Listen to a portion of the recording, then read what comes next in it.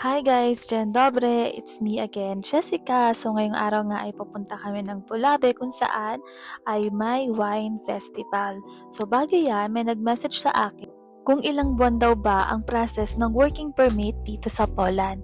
So ang process po ng working permit dito sa Poland ay 3 buwan lamang po.